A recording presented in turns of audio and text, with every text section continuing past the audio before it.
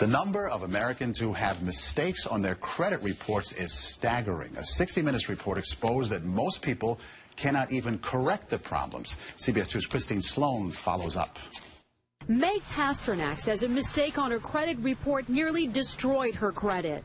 We had to present so much documentation to say this wasn't ours, and then we still had to pay something to get rid of it. Pasternak says it took months to resolve the problem. You feel kind of helpless because they got you under the gun if you need to get a new car or a house or for anything. Pasternak is not alone in her frustration. A new government study finds up to 40 million Americans have mistakes on their credit reports. But an investigation by Steve Croft on 60 Minutes finds most people get nowhere trying to correct an error. Ohio's Attorney General tells Croft that is a clear violation of a federal law. The federal law says that if you believe that there is a mistake, you can go to them and they have an obligation to do a reasonable investigation.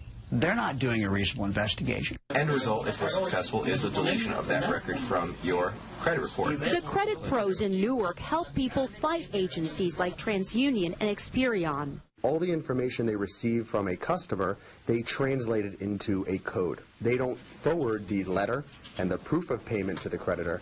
They just forward the 3-digit code. So the best way to protect yourself? Go directly to the creditor rather than going to the credit bureau themselves. Another good habit to get into, check your credit report periodically to make sure there are no changes. In Clark, New Jersey, Christine Sloan, CBS 2 News. And like 60 Minutes, we were unable to get an actual person at the 3 credit reporting agencies. 60 Minutes was referred to the spokesperson for the agencies, who provided a statement citing an industry-sponsored survey that showed 95